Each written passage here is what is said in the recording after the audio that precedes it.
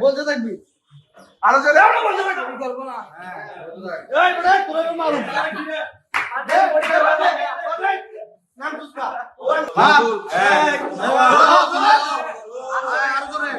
আরো জোরে গোড়া জিম দিয়ে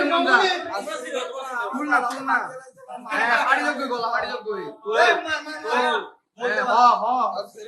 আবার তুল আবার কইতো থাক এতবার তুলবে তোর হবে শুরু কর